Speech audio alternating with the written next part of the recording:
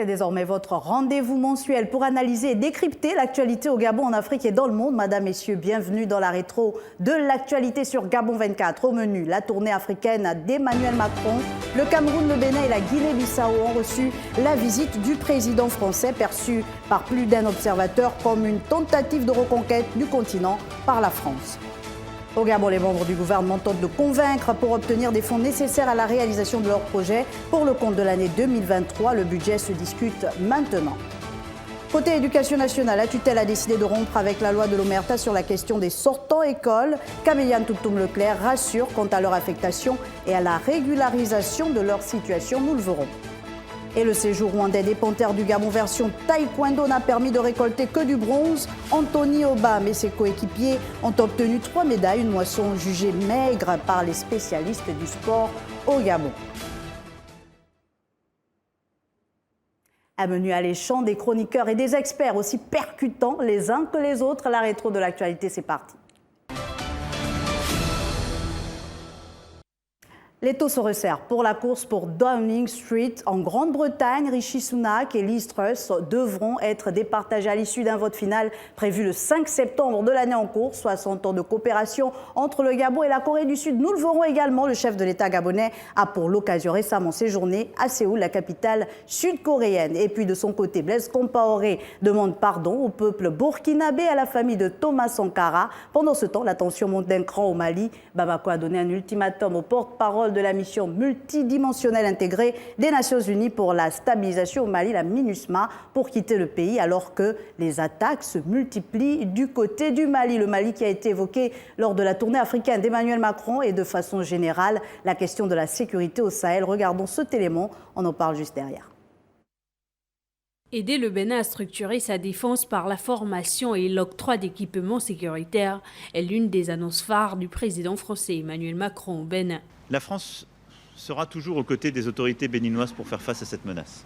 Elle le sera en répondant à vos demandes.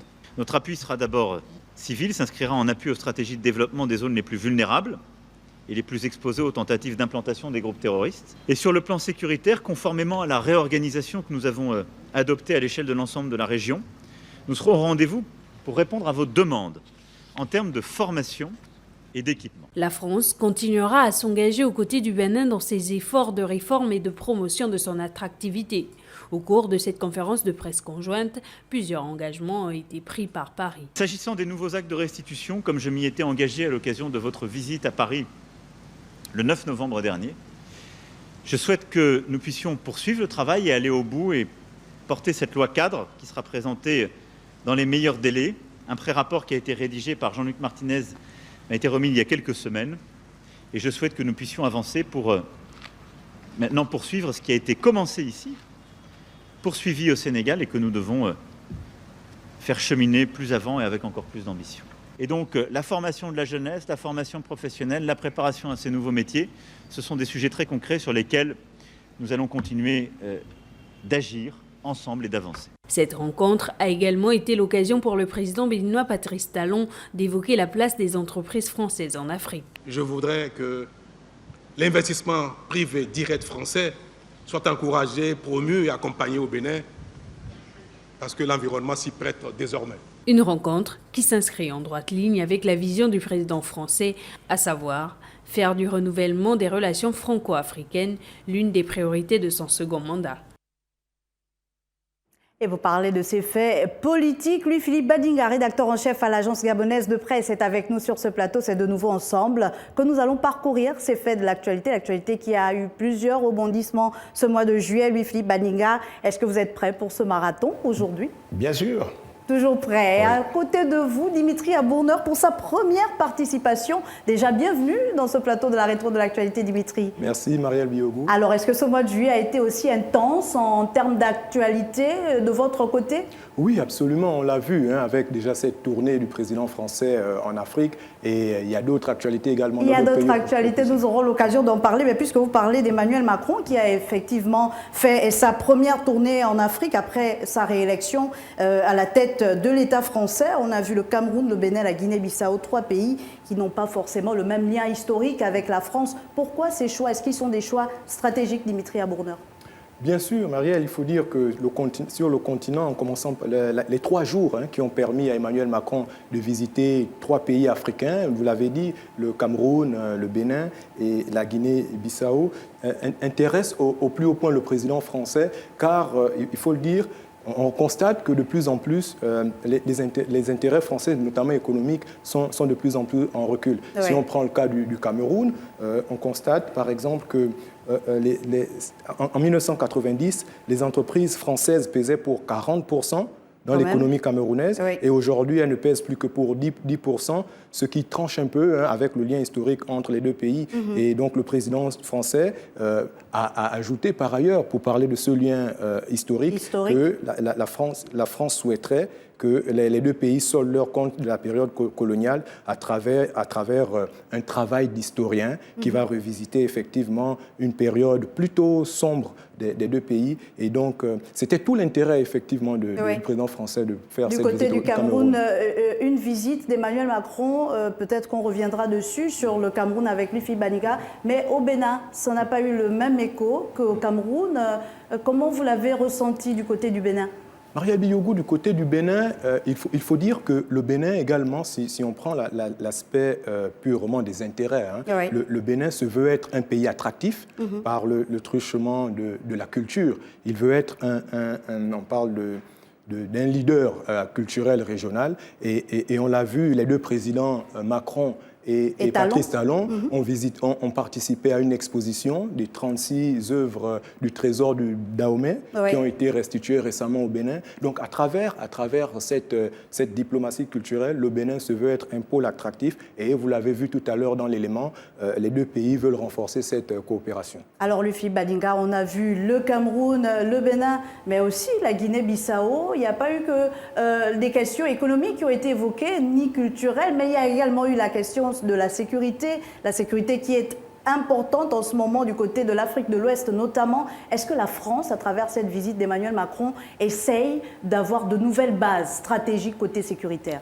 Oui, justement, la visite du président Macron intervient en réalité dans un double contexte, le contexte international qui est marqué par la guerre en Ukraine, voilà, et le contexte africain marqué justement par des problèmes sécuritaires.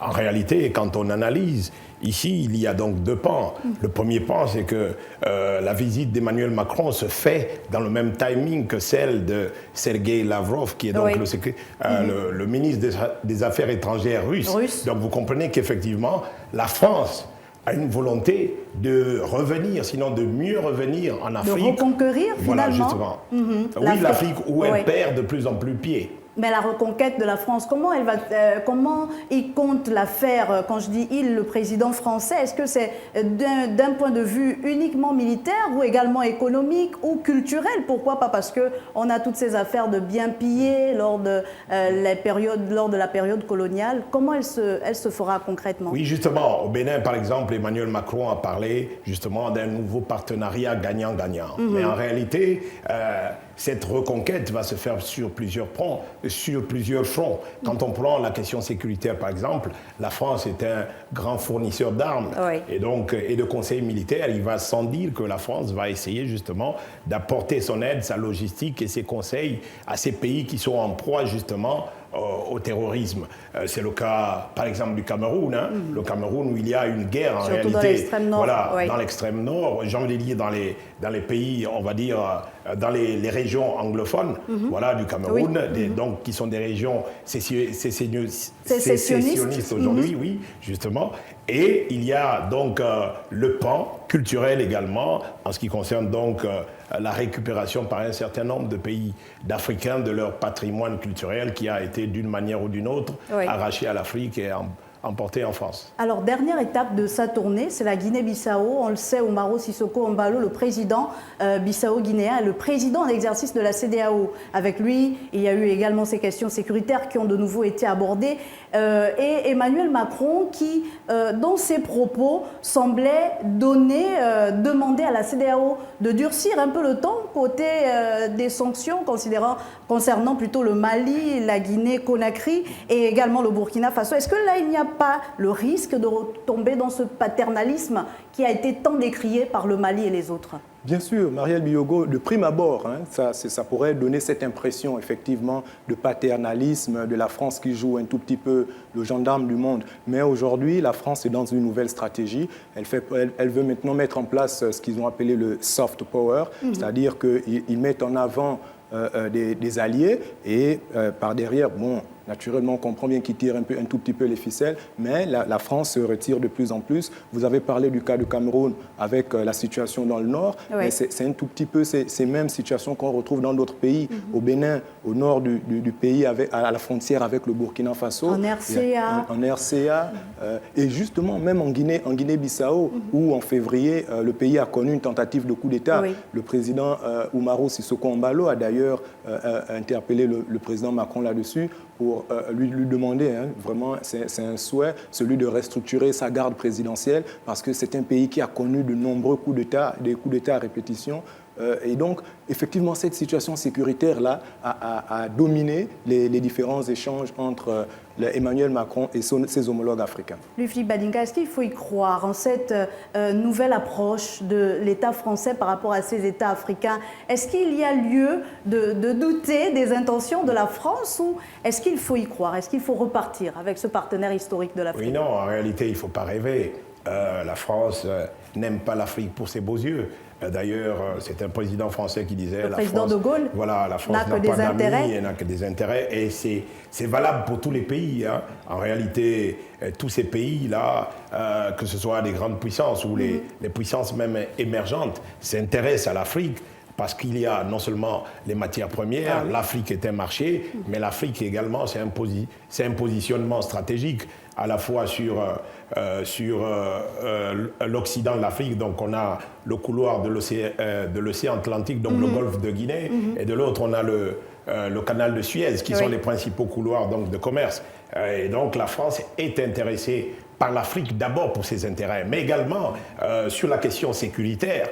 Les intérêts sont partagés parce que s'il y a insécurité en Afrique, cette insécurité se répercute nécessairement en Europe, ne fût-ce que déjà par la question, par exemple, des réfugiés, la question donc des migrants. Bien sûr. Et donc, en réalité, on n'a pas besoin de croire. Ce qui est vrai, c'est que la France veut essayer de renégocier, on va dire, les partenariats avec les pays africains, parce qu'il va sans dire qu'au lendemain de la guerre en Ukraine, en réalité, le 24 février, je pense, fixe une nouvelle borne dans les relations internationales. C'est-à-dire que les cartes sont redistribuées. Il y a un nouvel ordre mondial qui est en train de se dessiner. Et donc, le président Macron se positionne par rapport justement à cette question-là, étant donné que la Russie, déjà, a marqué des points, notamment au Mali et en Centrafrique, et il va sans dire que toutes les autres puissances comme la Chine, des pays émergents comme Israël, comme la Turquie, justement, des puissances émergentes, s'intéressent également à l'Afrique. Il va sans dire, je pense en 2022, la Russie devra tenir un sommet Russie-Afrique. Et donc, vous comprenez que la visite de Macron s'inscrit dans un contexte donc, de rivalité ici avec la Russie. À l'Afrique de se positionner maintenant, ou de se repositionner finalement. Et il y a que l'attention ne décroît pas du côté du Mali. On a vu cette brouille récemment entre Olivier Salgado, le porte-parole de la MINUSMA, et les autorités maliennes, qui ont sommé le porte-parole de la MINUSMA de quitter le pays dans les 72 heures. Cette décision qui pourrait se justifier, lui, Philippe Badinga? Bon, en tout cas, il faut l'inscrire justement dans ce contexte de rivalité entre la France et la Russie. Alors, on sait très bien que la Russie est installée au Mali, voilà, ne serait-ce que via la société Wagner. Donc, qui apporte sa force au Mali. Malheureusement, apparemment, ça ne fonctionne pas, vu que, on va dire, les terroristes, ou on va dire les djihadistes ont porté des sérieux coups au Mali. Les attaques continuent d'être perpétrées. Voilà, les attaques continuent. Récemment, dans le camp à Kati, on a vu également une nouvelle attaque, là, où des forces armées ont perdu encore la vie. Voilà, justement. Donc, en réalité, ce qui se passe actuellement au Mali est bien dommage, mais cela va perdurer parce qu'avec le retrait, justement, de la force Barkhane, voilà, et de la force Takuba, justement, le Mali, qui est très grand pays, c'est un pays qui a un peu plus d'1 million 1 million de kilomètres carrés, donc c'est très vaste, avec une zone désertique qui est, j'ai envie de dire, qui ressemble quasiment à un océan, donc c'est un pays qui est difficile à contrôler. Oui. Alors quand le Mali justement donc expulse ce représentant-là, c'est justement pour rester dans la logique qui a commencé justement avec un démantèlement de la présence française au Mali. Mais alors Dimitri Abourneur, peut-être un point là-dessus avant de passer au Burkina. Oui, bien sûr, juste pour dire que effectivement, hein, on est, comme vous l'avez dit, Louis-Philippe Badinga, la présence française s'explique dans ce contexte de rivalité avec la Russie, mais j'ai envie de dire, ne soyons pas également alarmistes parce qu'il y a des relations diplomatiques qui demeurent. Il y a également la voie diplomatique et on sait très bien que la présence du président français en Guinée-Bissau, c'était également le moyen de faire passer un message au président bissau-guinéen qui a promis aller rencontrer les autorités de transition au Mali et peut-être que là également ils pourront faire entendre une voix et permettre aux Maliens de revoir leur position jugée peut-être aujourd'hui par la CEDEAO comme rude. Mais bon, vous l'avez dit, l'expulsion du représentant de l'ONU, de la MINUSMA, s'inscrit à la suite d'un fait, celui des enquêtes que la MINUSMA souhaitait mener à l'issue des allégations par rapport au contingent ivoirien qui était arrivé... Non seulement le contingent ivoirien qui était arrivé et dont les autorités de Bamako ont estimé qu'il s'agissait de mercenaires, mais aussi certains massacres avancés par certains médias et donc qui arguent que les autorités maliennes commettent des exactions dans certaines localités. Donc, il était question de mener des enquêtes à ce sujet et les autorités de Bamako souhaiteraient effectivement que ces enquêtes-là soient menées de commun accord avec elles et la MINUSMA. Mais vous le savez, la MINUSMA, bon, ils ont leur méthode à eux et naturellement pour Bamako, il était inadmissible qu'un représentant de la MINUSMA va dans les médias pour pouvoir tenir des propos, j'ai envie de dire... jugés comme des allégations, finalement. Des allégations, oui, à l'endroit des autorités de Bamako. Donc, c'est pour dire que, oui, il y a cette tension-là aujourd'hui avec la France, mais je pense que la France cherche les voies et moyens pour revenir à la calmie. Et il faut le dire, la CEDEAO est une institution parfois accusée, à tort ou à raison, d'être manipulée, mais ça reste quand même une institution au sein de laquelle il y a des grands pays, tels que le Nigeria, tels que le Ghana, qui tiennent bon et qui donnent aussi leur point de vue sur toutes ces situations de crise et les autorités maliennes qui n'ont pas cessé de réaffirmer également leur volonté de poursuivre le dialogue avec donc, la CEDEAO et tous les organismes sous-régionaux. On a cette actualité du Mali qui est tellement passionnante, Dimitri, et on aura l'occasion de revenir là-dessus. Mais cette fois, on va du côté du pays des hommes intègres. Blaise Compaoré qui demande pardon au peuple burkinabé et à la famille de Thomas Sankara. Déjà, est-ce que c'est considérer cette demande de pardon comme un mea culpa? Maria Biogo, il faut dire que effectivement tous ces pays d'Afrique de l'Ouest aujourd'hui s'inscrivent dans une volonté de pouvoir retrouver de la sérénité parce que c'est des pays qui sont en proie à des situations de conflit et autres.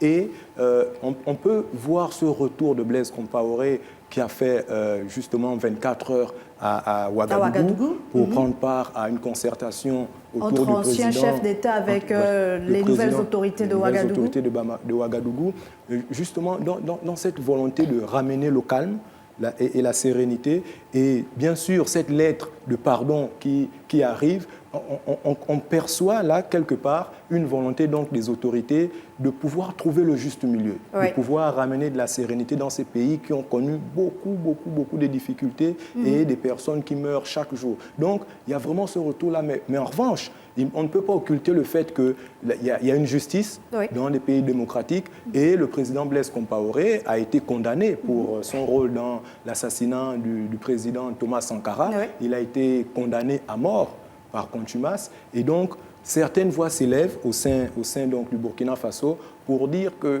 le véritable pardon aurait été déjà d'être présent au moment de ce procès.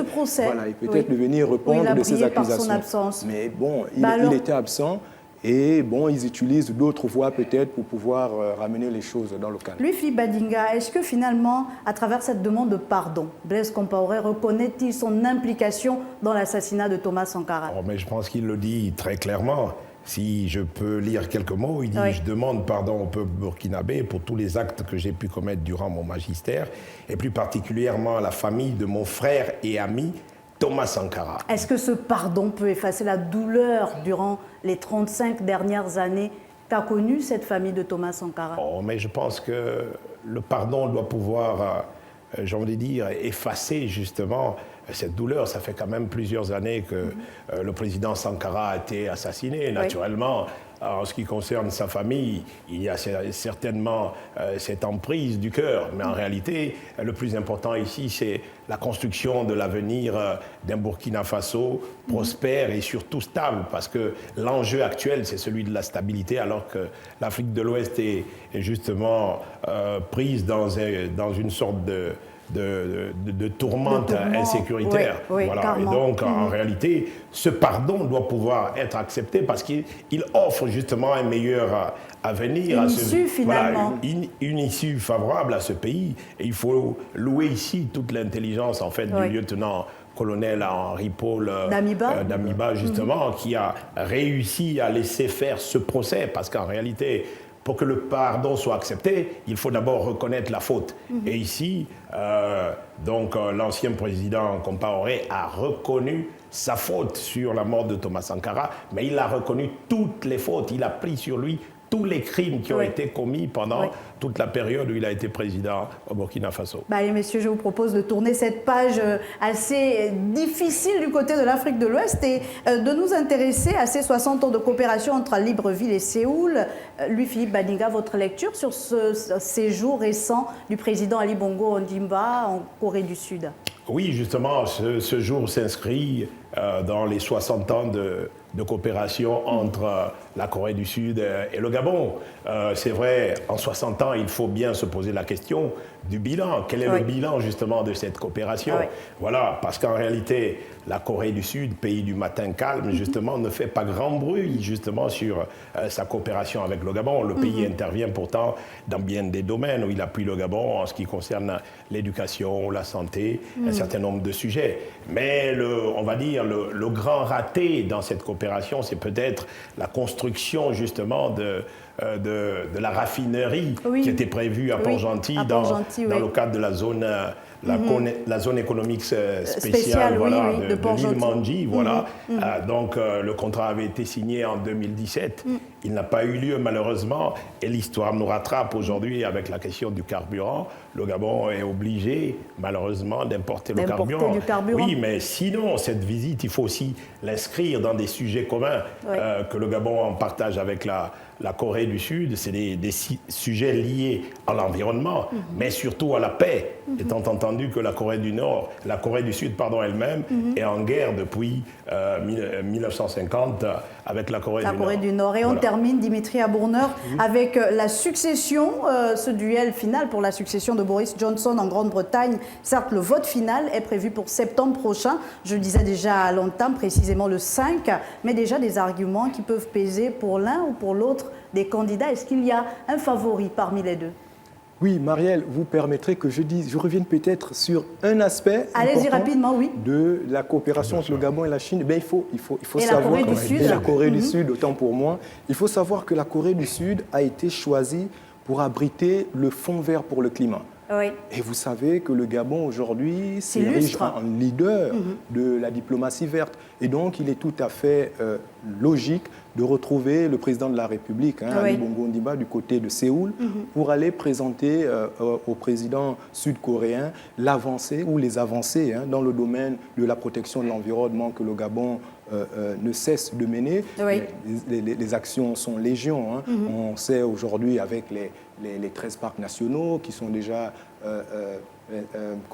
qui sont là pour protéger la planète. Il y a la forêt du bassin qui fait partie aujourd'hui de la zone regardée par le monde entier. Et les efforts du Gabon qui pourraient être récompensés avec la taxe carbone. La taxe carbone qui a été mise en place récemment. Donc c'est vraiment cette taxe-là qui est priorisée par Ali Bongo pour faire le choix de se rendre à Séoul par ces temps. Et donc, pour le voyage vers la Grande-Bretagne? Pour le voyage vers la Grande-Bretagne, déjà, il faut déplorer que ce grand dirigeant qu'est Boris Johnson soit parti de cette façon, parce que le combat que Boris Johnson a mené sur le Brexit avait été apprécié par les Britanniques, mais bon, pour des raisons plus ou moins, j'ai envie de dire, pour des raisons triviales, hein, finalement, il a été éjecté du pouvoir. Les candidats à sa succession, une femme qui pourrait être la troisième femme. La troisième femme, après Theresa May et Margaret Thatcher. Qui pourrait être Premier ministre en Grande-Bretagne, et un homme non blanc à la tête du 10 Downing Street, ce serait vraiment inédit. Bon, aujourd'hui, il faut reconnaître que Liz Truss, vous me permettez, a donc pas mal de chance au sein de l'électorat conservateur. Parce qu'aujourd'hui, il faut le dire, le vote se fait au sein du Parti conservateur, et la grande majorité des militants du Parti conservateur penchent plus ou moins du côté de Liz Truss. Mais par contre, pour Rishi Sunak, c'est beaucoup plus l'establishment. Ce sont les députés, c'est les élites qui penchent pour Rishi Sunak, qui a mené vraiment de main de maître certaines réformes au sein du parti, car il faut le dire, il est l'un des conservateurs, parmi les proches de Boris Johnson. Donc, les députés sont vraiment favorables à Rishi Sunak, mais Marielle Biogou, eh bien, c'est la base qui décidera. Chaque militant devra faire son vote, et je dirais qu'aujourd'hui, Liz Truss est plutôt favori dans ce duel. On aura l'occasion de revenir sur ce fait. Je vois que Louis-Philippe Baniga voulait tellement en parler, mais pourquoi pas avant septembre, on aura une autre rétro de l'actualité. On aura l'occasion de voir comment les choses se passent avant le vote final. Mesdames et messieurs, cette première partie de la rétro de l'actualité s'est terminée avec ces faits politiques majeurs, et on remercie Dimitri Abourneur pour sa première participation qui a été à la hauteur, on l'espère, des espérances des téléspectateurs. Merci Dimitri, on espère vous retrouver pour une prochaine rétro de l'actualité. Merci Maria Biogou. Et Louis-Philippe Baniga qui reste donc avec moi. Fin de cette première partie de la rétro de l'actualité, économie, éducation et sport. On en parlera dans la deuxième partie de cette émission. Merci encore de rester fidèle à ce programme. On se retrouve juste derrière cette transition.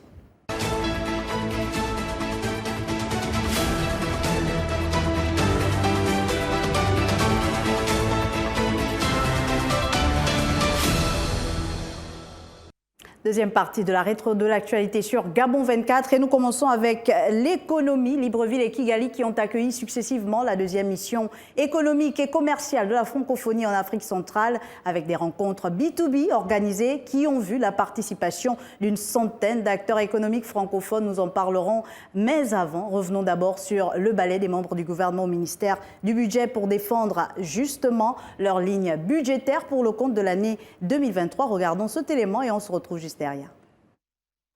Ces conférences vont passer en revue les dépenses d'investissement des exercices budgétaires de 2021 et 2022, vérifier la maturité des besoins exprimés afin de mieux préparer les arbitrages budgétaires et mettre à jour le programme d'investissement public, disposer d'une base de projets réalistes et réalisables, contribuant à la mise en œuvre des 12 batailles du PAT, le plan d'accélération de la transformation.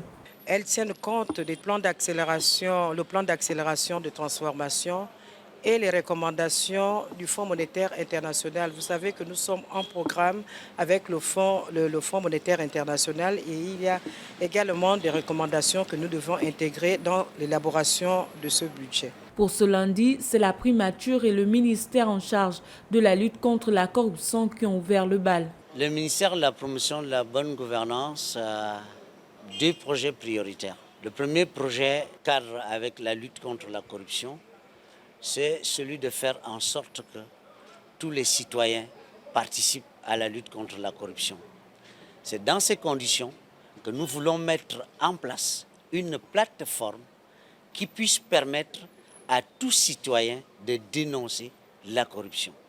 Le deuxième point, c'est de faire en sorte qu'il y ait dans notre pays une politique nationale de l'évaluation. Louis-Philippe Baniga a mi-parcours ce plan très ambitieux du gouvernement gabonais. Est-ce qu'il peut atteindre ses objectifs en 2023 ? Il ne reste que 6 mois. Assez difficile parce que justement les ambitions du plan stratégique, du plan d'accélération de la transformation sont assez grandes. Et vous faites bien, puisqu'on a eu tellement de plans au niveau du Gabon, on se perd parfois un peu. Oui, mais en réalité, il faut inscrire le PAT dans le plan stratégique Gabon émergent. Le PAT n'est qu'un instrument qui devrait permettre donc l'accélération de la transformation à travers les différentes task forces justement qui ont été mises en œuvre pour essayer de penser donc, mais ensuite de mettre en marche donc, ce plan d'accélération de la transformation. Malheureusement, le contexte économique n'a pas aidé le Gabon en ce sens parce que nous sommes dans un double contexte, celui donc, de la crise de la Covid-19 d'une part, mais celui également de la guerre en Ukraine. Bien sûr, la guerre en Ukraine a quand même apporté des choses intéressantes, c'est-à-dire un collectif budgétaire, donc une addition au budget initial. Voilà, donc aujourd'hui, le budget a été porté donc, à un peu plus de 3 000 milliards. Voilà, toute la question est de savoir si cet argent existe déjà dans les caisses du Trésor pour pouvoir justement commencer les travaux. La mise en exécution des travaux, notamment sur le pan routier, c'est très criant. Voilà, quand on voit la Transgabonaise. La Transgabonaise annoncée depuis 2017, nous sommes en 2022. Voilà, elle est en chantier, mais Jean Denis, c'est en deçà des espérances des Gabonais. Et en même temps, il y a un déficit de communication. On ne voit pas les travaux de la Transgabonaise. Et pour beaucoup de Gabonais, rien ne s'est fait. Mais en réalité, les travaux sont en cours. Pour ceux qui font l'axe donc Libreville, déjà en allant vers Kango. Voilà, donc il y a des travaux qui sont en cours à ce niveau. Mais il sera très difficile pour le gouvernement de pouvoir donc j'ai envie de dire, respecter déjà les délais qui ont été plusieurs fois eux-mêmes, j'ai envie de dire, ravisés. Et donc, il sera difficile pour le gouvernement, en 6 mois, voilà, de pouvoir mettre en route tous ces chantiers-là. Encore faut-il disposer de tous les moyens. En tout cas, je crois que le gouvernement gabonais devrait accélérer la cadence, puisqu'on parle d'accélération. Michel Tséni, à côté de ces conférences budgétaires, il y a eu, on l'a vu durant ce mois de juillet, la francophonie dans sa version économique qui s'est donc déployée à Libreville et Kigali. Plusieurs hommes d'affaires et investisseurs ont pris part à ces rendez-vous. Plusieurs partenariats ont été signés. Peut-être nous parler de la plus-value de certains d'entre eux. Je vous le dis, Marielle Biogou, la francophonie est en opération séduction. D'accord. Parce que ses membres, les 88 États et gouvernements qui composent cette organisation, n'avaient en commun que jusqu'ici, selon certains analystes, la langue française. La langue française. Alors aujourd'hui, la francophonie dit et se remet en question en disant que d'autres communautés comme le Commonwealth sont plus dynamiques économiquement et aujourd'hui, il va falloir que nous également, la francophonie, ça rime. Alors, quels sont les partenariats qui ont été signés?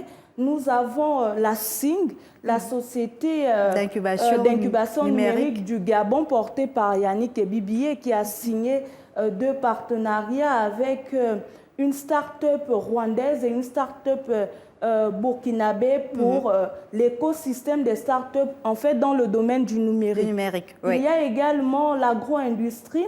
Il y a eu des accords signés entre une start-up burkinabé également et une start-up rwandaise. Donc, ce sont autant de partenariats qui ont été signés entre toutes ces entreprises-là. On le voit, Lufi Badinga, on est dans un véritable B2B, dans un partenariat sud-sud. Et c'est peut-être cela également que la francophonie a voulu mettre en avant dans cette mission. Mais Michel Tséni a relevé quelque chose d'intéressant, que la francophonie était en opération de charme. Est-ce qu'à travers cette francophonie économique, elle voudrait marquer ses territoires, quand on sait que le Gabon et le Rwanda font désormais partie du Commonwealth? Oui, justement, il y a plusieurs niveaux de lecture. Le premier, il faut reconnaître que dans ces fondements, la francophonie a un pan économique, c'est-à-dire une francophonie économique, mais qui n'a jamais véritablement fonctionné. Alors là, il faut s'inscrire donc dans le contexte que nous avons évoqué précédemment, celui justement du nouvel ordre mondial. Ah oui. Et donc, dans le nouvel ordre mondial, il y a un nouvel ordre économique mondial. Et c'est dans ce cadre qu'il faut inscrire justement l'action de la francophonie et qui n'a pas ciblé au hasard le Gabon et le Rwanda. Le Rwanda qui est rentré donc dans le Commonwealth en 2009 et le Gabon qui est rentré cette année. Récemment. Voilà, donc c'est peut-être un heureux hasard, croirait-on, mais en réalité, on voit ici qu'il y a un calcul, donc il y a un calcul objectif, celui justement de rééquilibrer les choses, ce d'autant que quand le Gabon entre dans le Commonwealth, il s'ouvre justement à un large marché. Et donc ici, il y a une volonté des pays francophones également d'essayer de donner le là. Mais ce qui est intéressant ici, c'est que le Rwanda est déjà un pays modèle en ce qui concerne donc la marche vers, on va dire, l'émergence économique. Et donc, le Gabon également fait des efforts. C'est-à-dire, pendant longtemps, au Gabon, on a fait la finance publique, on a fait la comptabilité publique. De plus en plus, on s'oriente vers l'économie, à travers donc la volonté de produire, la volonté j'ai envie de dire, de transporter, de commercialiser. Voilà.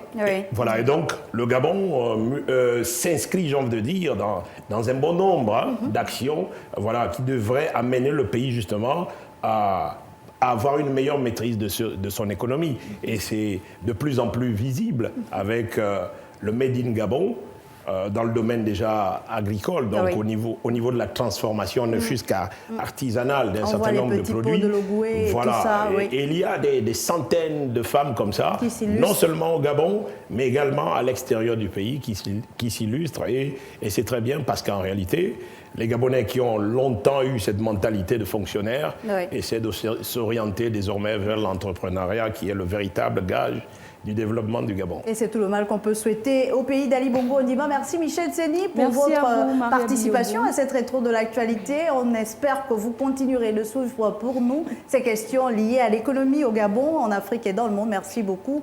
On passe cette fois-ci aux questions liées à l'éducation. Le Gabon, leader donc sur les problématiques d'environnement, pense à intégrer ces questions dans les curricula pour le compte de l'année académique 2022-2023. Ce sont également de nouveaux manuels qui sont prévus pour le compte de cette année académique, mais avant de parler de contenu pédagogique, intéressons-nous à cette lueur d'espoir pour les sortants d'école qui ont été reçus récemment par la tutelle. Retour sur leur rencontre avec le ministre de l'Éducation nationale dans ce élément.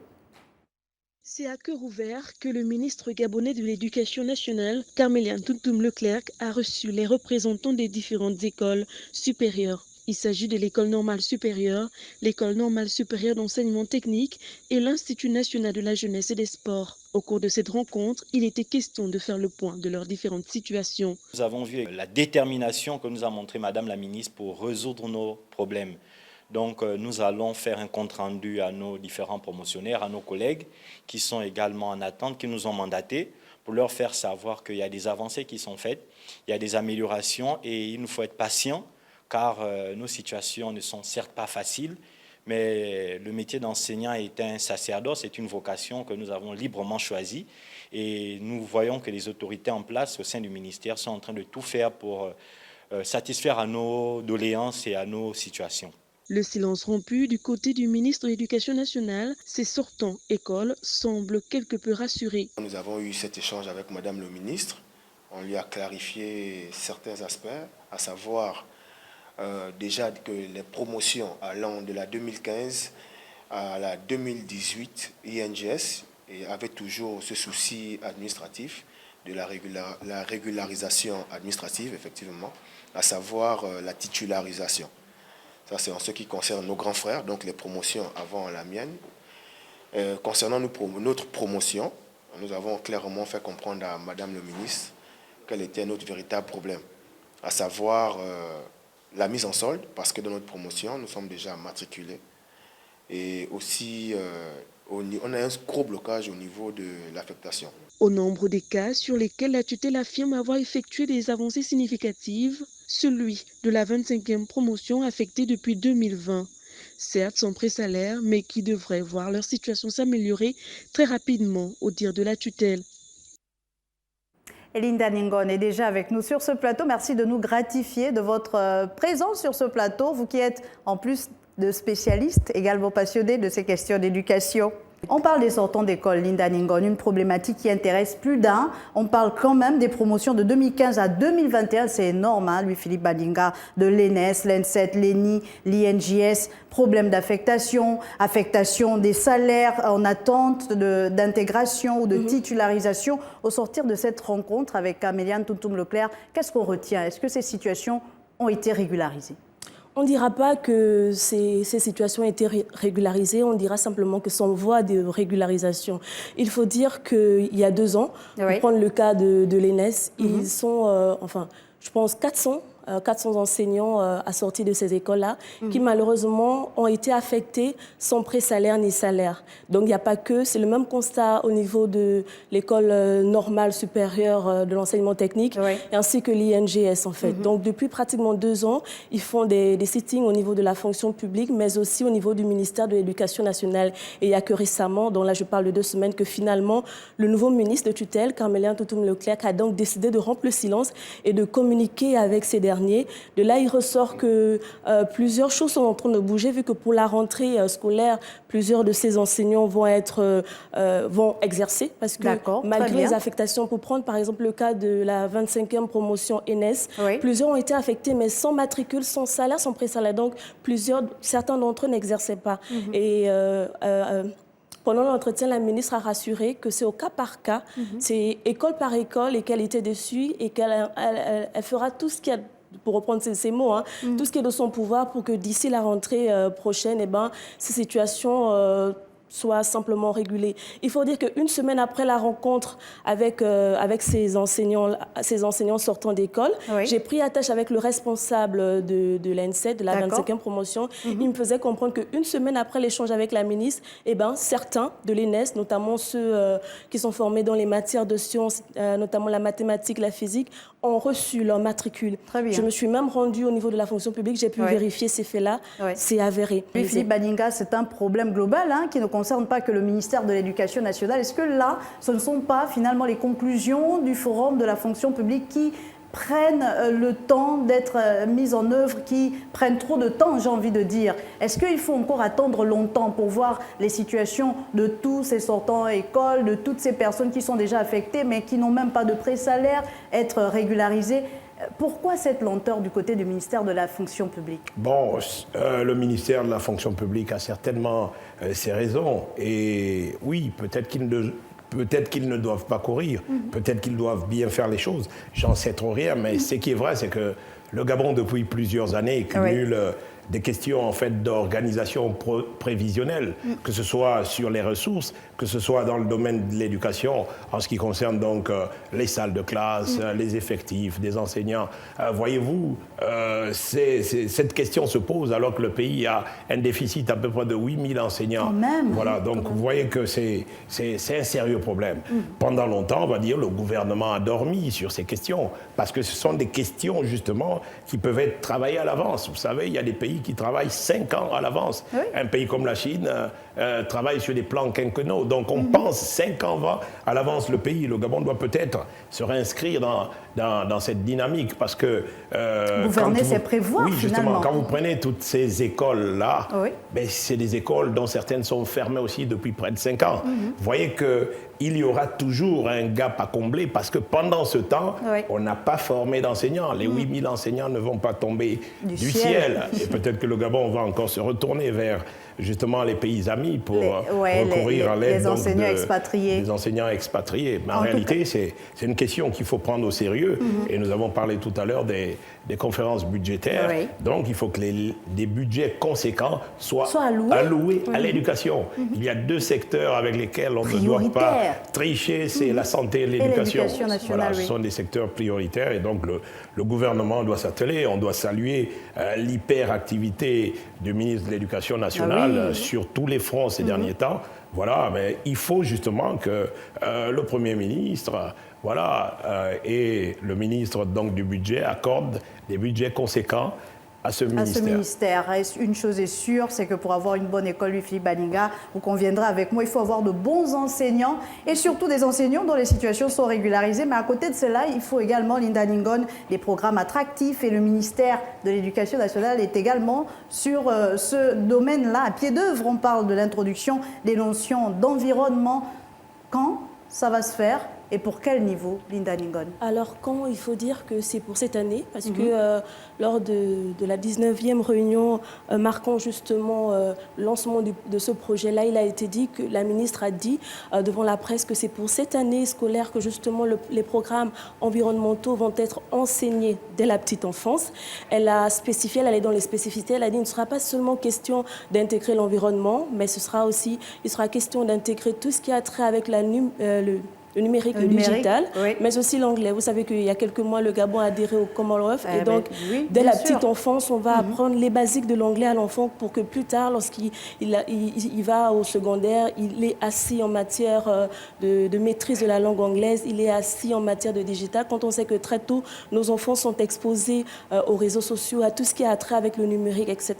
Je pense qu'in fine, on veut former des citoyens qui maîtrisent mieux leur environnement. Est-ce que ces questions-là seront incluses dans les nouveaux manuels, puisqu'on en parle également de ces nouveaux manuels qui vont être intégrés dès la rentrée prochaine? Alors, c'est là toute la question et je pense que c'est à l'Institut pédagogique de répondre à cette problématique. Malheureusement, on a sonné plusieurs fois à leur porte, on n'a pas eu de retour. Oui, des nouveaux manuels, mais quelle est quelle plus-value finalement? Finalement, on ne sait pas. On est parents d'élèves avant d'être journalistes. On veut comprendre pourquoi partir d'une collection à une autre, qu'est-ce qu'elle a de particulier cette collection, mais malheureusement, jusqu'ici, on n'a pas des réponses à cette question et on espère que d'ici la rentrée prochaine, l'Institut pédagogique va sortir de sa réserve pour nous dire pourquoi ce changement. Merci beaucoup Linda Ningon d'être passée sur ce plateau. C'est toujours un plaisir d'échanger avec vous sur ces questions d'éducation. On parle de sport au pas de course pour la boucle avec les Panthères du Gabon qui ont représenté le Gabon à la CAN de handball, oui, et de taekwondo, donc respectivement du côté du Caire pour le handball en Égypte et de Kigali au Rwanda. Pour le taekwondo, résultat des courses, les handballeurs apportent la coupe du président à la maison et les taekwondokas, 3 médailles de bronze. On fait le point dans ce télémo et on en parle juste derrière. Dur apprentissage du haut niveau. Fatima Bomboué, Lélène Michel Mengue Owa, Léonce Ndim ou encore Teddy Lesakolo Opoya ont connu la dure loi des championnats d'Afrique de taekwondo. Alors qu'ils prennent part à leur première compétition internationale, les nouveaux venus de la tanière se sont pour la plupart inclinés en quart de finale. Ils ont découvert le système de plaçon électronique sur place aujourd'hui au 3e championnat d'Afrique des Nations. Et aussi, ils ont découvert le nouveau règlement directement cette compétition. Donc je tiens à leur féliciter parce qu'ils se sont tout donné, ils se sont battus avec leurs armes et je suis fier d'eux. Tous sont venus ici pour la première fois à une compétition internationale. Une compétition internationale là où le règlement a changé, le matériel qu'ils n'ont jamais utilisé, donc ils sont tous venus découvrir ce matériel ici et nous sommes en altitude, ça ne trompe pas. Médaille d'or de la zone 4 au Cameroun, Séverin Don Obam nourrissait des espoirs de médaille, mais sera stoppé par une blessure qui le contraindra à l'abandon. Le capitaine gabonais Anthony Obam, comme en 2021, a ajouté une nouvelle breloque à son immense palmarès. C'est la première compétition après les Jeux Olympiques. Ça fait 1 an que je n'étais pas monté sur un tatami et vous avez vu ma préparation. Ça s'est passé au Gabon, à Baraka, sans compétition de préparation pour ces grands championnats d'Afrique des Nations avec mes coéquipiers. Donc nous n'avons pas démérité. La compétition n'est pas terminée. Nous avons encore 8 athlètes qui sont en liste. Ovono est avec moi sur ce plateau fraîchement rentré de Kigali. Vous avez bien profité du pays des 1000 collines, Rodney Ovono? Il faut dire que j'étais en congé et j'ai profité donc de cette situation-là pour collaborer un peu avec la Fédération gabonaise de taekwondo. Et il faut dire que c'était une belle aventure pour non seulement moi, mais également la sélection gabonaise. Une belle aventure pour vous, certes, mais peut-être pas vraiment pour la sélection gabonaise qui s'est contentée uniquement de 3 médailles de bronze, une moisson jugée trop maigre de l'avis de plusieurs spécialistes. Oui, c'est vrai, il faut quand même signifier que c'est une moisson plutôt maigre. Après, il faut peut-être prendre le verre à moitié plein selon que l'on soit d'un côté ou bien à moitié vide. Oui. Déjà, rappelez que la médaille donc, en Poumsé, qui est la catégorie des démonstrations, le Gabon participait pour la première fois. C'est la première fois que le Gabon participait et on était dans 2 catégories.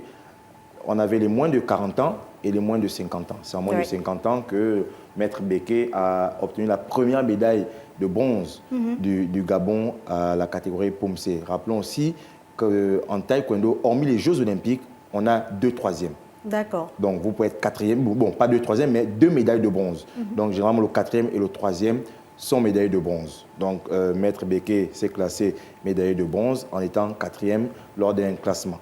Après, pour le reste, donc les 16 qui étaient en Kiryogu, il faut dire qu'on en avait 4 qui avaient déjà combattu au championnat d'Afrique, notamment Antonio Bam, qui n'est plus à présenter depuis 2010, qui participe aux compétitions internationales, Urgence Mouega, qui était champion d'Afrique en 2021, Séverin Ndombam, qui lui, par contre, qui a connu les échéances internationales en 2021 au Sénégal, et Amar Sissé, Amar Sissé Moussa, également, qui participe à ses 3e championnats d'Afrique. Ensuite, les 16 autres, ou du moins les 12 autres, pardon, c'était la première fois qu'il participait à ces compétitions internationales. Et il y avait donc la découverte déjà, parce que le plastron électronique, ils ne connaissaient pas. Ils n'ont jamais fait de rassemblement comme c'était prévu. Ils devaient aller en Côte d'Ivoire pour connaître le plastron électronique. Et bien sûr, l'éternel problème des championnats au niveau du Gabon. Et c'est ce que j'allais poser comme question. Est-ce que le problème de nos athlètes, quand ils se retrouvent dans des compétitions internationales, n'est pas ce problème, lui, Philippe Balinga, des championnats au niveau du Gabon? Parce qu'on peut dire, on peut essayer de justifier la maigre moisson, mais on a aussi eu, par exemple, les handballeurs qui étaient du côté de l'Égypte là-bas, qui se sont contentés, j'ai envie de dire, d'un trophée pour la forme, parce que finalement, voilà. Est-ce que finalement, ce sont les mêmes réalités qu'on retrouve à chaque fois dans le football, dans le taekwondo, dans le handball, à cause du manque de championnats au niveau national? Oui, malheureusement, Marielle, c'est toujours la dictature de l'urgence au Gabon. La réalité, c'est que dans tous les sports, il n'y a pas de championnat. Le football a essayé donc de, je m'excuse, bricoler, on va dire... le mot n'est pas moi choisi, voilà, en tout cas. de bricoler quelque chose pour mettre les garçons en jambes. Mais le gros problème du Gabon, c'est celui justement de la compétition. Quand on suit l'histoire sportive du Gabon, les Gabonais sont bons, notamment dans les sports de combat. On a eu plusieurs champions du monde dans bien des disciplines. Alors, si on arrive à donner à ces garçons des cadres intéressants et surtout, on va dire, des programmes d'entraînement, j'ai envie de dire, en dehors même des compétitions locales, c'est des jeunes qui rapporteraient en réalité des médailles. Et comme je le dis souvent, c'est une question déjà d'écosystème. Le gros problème, c'est que c'est l'État qui supporte le sport au Gabon. Et c'est bien dommage. En réalité, le sport doit devenir une industrie. Il doit avoir une industrie donc avec des hommes d'affaires. Économie derrière voilà. Le sport. Mais surtout, il y a une belle expérience du Gabon, c'est d'adosser le sport aux entreprises. Vous voyez par exemple, pour en venir au football, si vous prenez Manga Sport, Manga Sport est l'un des rares clubs qui n'a jamais fermé. Pourquoi? Parce que Manga Sport est adossé à la Comiloc. En réalité, si on adosse un certain nombre d'équipes aux entreprises, mais ces équipes-là ne vont pas fermer. Ensuite, il faut construire donc cet écosystème qui doit amener les Gabonais à suivre les compétitions, à aller dans les stades. Vous voyez que les Gabonais aujourd'hui se battent à supporter le Real de Madrid, le Barça et tous les autres clubs, alors qu'en réalité... On connaît même mieux les joueurs des autres pays que les joueurs nationaux. Voilà, donc c'est une situation qui entraîne un désintéressement. La réalité, c'est qu'il faut créer un business autour du sport, et voilà, et donc il faut intéresser les investisseurs. On va terminer peut-être sur une belle note avec la Benjé qui remporte donc le championnat national de 2e division, c'est cela? Oui, le club sportif de Benjé, un club qui a été créé en 2018, donc c'était un jeune club qui, à l'heure actuelle, est quand même l'un des clubs les plus attractifs, que ce soit en première ou en 2e division. C'est un club qui plaît donc avoir joué. Ils ont survolé le championnat de 2e division. C'est vrai qu'après, c'était sur une période assez courte. Maintenant, entre la première et la 2e division, quel que soit le pays, il y a quand même un écart. Aujourd'hui, c'est une équipe qui est structurée, qui va donc découvrir la première division. c'est une bonne chose pour ceux qui veulent découvrir, parce qu'aujourd'hui, on a des clubs qui veulent qui basent leur politique sur la formation. Aujourd'hui, si on ne forme pas, on ne peut pas avoir de résultats. Aujourd'hui, vous avez des grandes écuries qui ne sont pas forcément de grandes équipes, comme Rennes, comme Lyon, en France par exemple, mais qui forment énormément et qui vendent. Je crois que la politique de la formation doit revenir dans la hiérarchisation même des priorités d'un club, que ce soit de football ou encore de toute autre discipline. Oui. Mais malheureusement, aujourd'hui, on ne forme plus. Et c'est quand même dommage. Et ça se voit. Ça se voit lorsqu'on va dans les grandes compétitions. Le Gabon est souvent absent des petites catégories. On a le Mali en basketball avec le Sénégal, l'Égypte. Lorsque vous parlez basket U18, vous ne pouvez pas parler sans le Mali. Oui. On ne fait pas sans le Mali, oui. On ne fait pas sans l'Égypte. Le Gabon est toujours le grand absent. Voilà, vous remarquerez même pour les U16, lorsque le Gabon allait en Égypte pour l'afro-basket des U16, vous avez vu les raclés. Parce que déjà, on a arrêté les compétitions pendant 2 ans et ensuite, il n'y a pas une véritable politique de formation. Donc, on a des générations qui vont se perdre et on aura peut-être des générations spontanées. Mais aujourd'hui, il faut former. On espère que vos arguments et ceux de Louis-Philippe Badinga ne sont pas tombés dans des oreilles de sourds. On espère que la tutelle va nous suivre avec une grande attention et la rétro de l'actualité, c'est terminé. Merci à vous, Louis-Philippe Badinga, de m'avoir accompagné encore aujourd'hui. Oui, c'est un plaisir, Mariana. C'est toujours un plaisir de partager ce plateau avec vous. Merci à Rodney Ovono. C'est moi qui vous remercie. Et merci à tous les chroniqueurs qui se sont succédés ici sur ce plateau de la rétro de l'actualité. Michel Tseni, Linda Ningon et Dimitri Abourneur.